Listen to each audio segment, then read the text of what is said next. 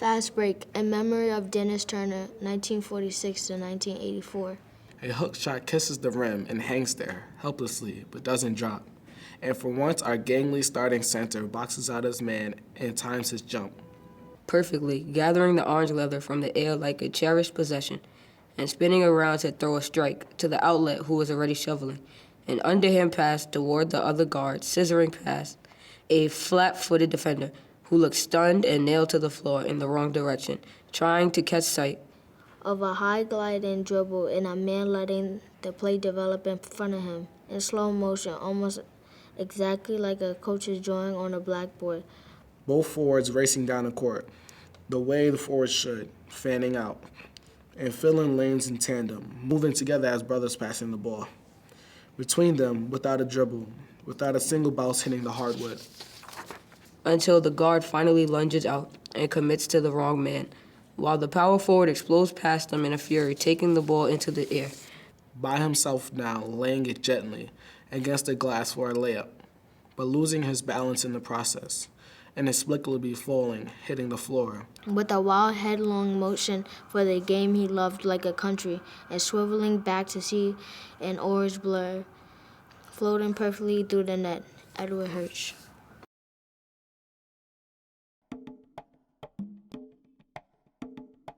My name's Courtney Huber-McNeely, and I teach 8th grade literature at Success Academy High School.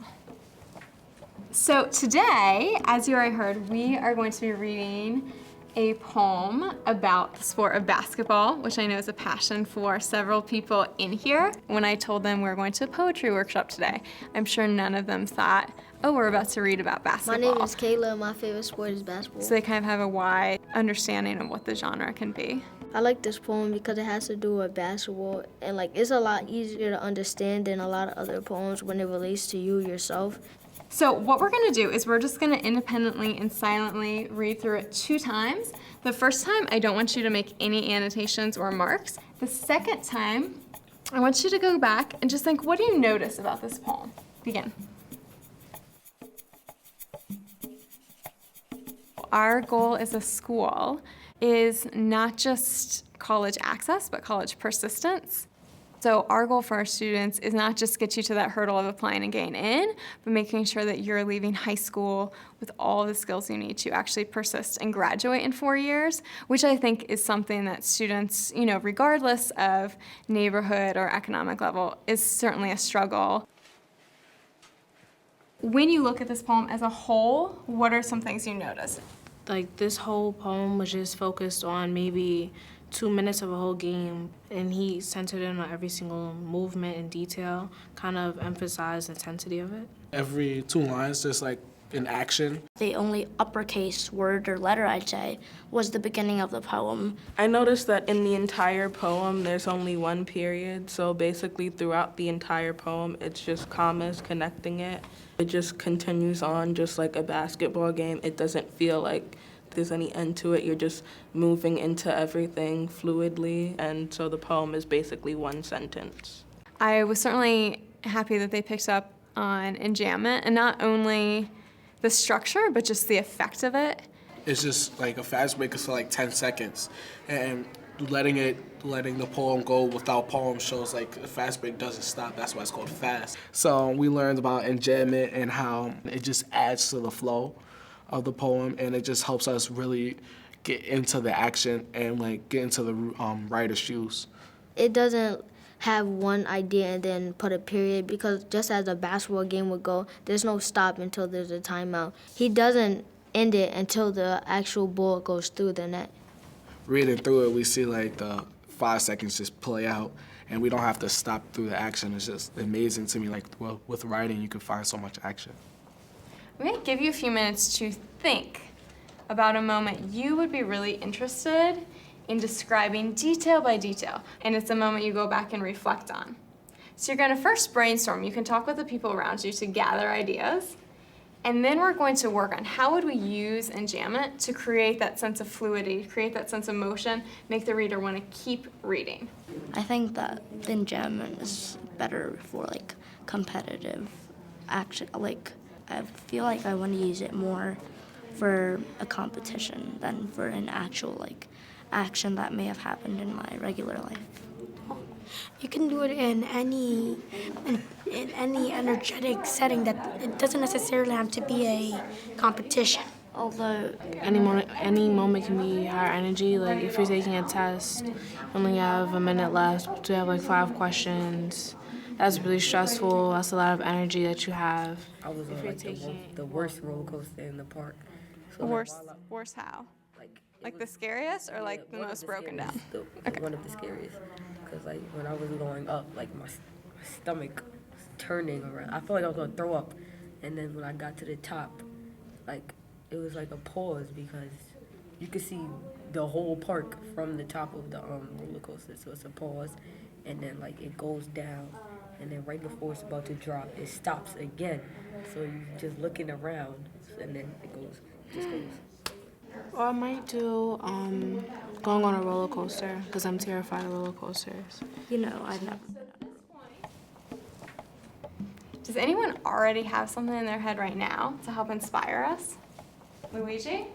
The Success Academy tournament for math counts. Going into the countdown round, I came in first place. But then I competed in the finals and it was a horrendous loss for me.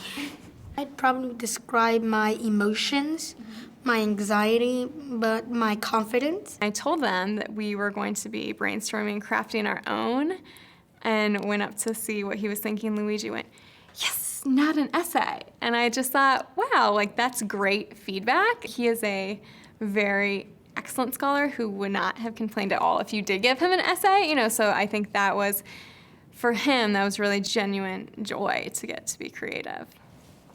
As an author, you have all these choices at your disposal, which is what I really want them to take away. Here's one example of an author's choice that you could employ in your poem. So I really wanted them to leave having that experience to be able to step in the shoes of the author. I called this poem In the Rose because Rose Classic is basically a big tournament that girls participate in. And I said, game pause, wet spot, delay of game, score, 1, 2, 3, basket needed. Kayla, get in there, forward, this is the ball. In and out, pass half court, take the 3, my thoughts race. Off the release, perfect form, it's not going in, but it banks in. 3, the refs signal with their arms. Proud the look on my mother's face. When you're dribbling in one direction, then you cross over to the next, and then you cross over to the next. Basically, you're trying to get by the defender to get you an open shot. So basically, after reading this poem and how it ends at that one moment when he makes it, I thought of how this is like I cross over until I finally make the 3. That matters a lot. I said, in memory of my money and my confidence. I entered the elevator and gripped my Jimbo's bag, thinking about all the delicious food that was about to fill my stomach. I wanted to do just something just a little bit different. So I wrote about first time ever getting robbed, and it was when I was 8 years old. So it was just a first thought that came to my head. And so, yeah, that's what I wrote about. So I pressed the 16th floor, and the man behind me presses the 15th. Instantly, I feel the elevator's doors close. The man turns around and says, "Give me your money." The 12 by 12 elevator instantly turns into a 3 by 3 never-ending elevator in which my hands shake with pure horror as the 4 words the man spoke sucked all of my confidence out of my soul. So I tried to do it scene by scene, and so I really grouped the lines by what happened, and so here I see the first part and then just a little bit of action, and then I stopped right here where I didn't stop at the end in fast break. I had to stop in the middle because I wanted to explain myself a little bit after I showed what happened and just how I felt. Is that what you put in memory of my Money and my confidence. I want kids to fall in love with reading and writing. So if you say you don't like reading, my answer is not well, that's okay. My answer is, okay, what haven't you read that you can get? So I want every student to walk out of my room finding something that they really enjoy reading about and writing about.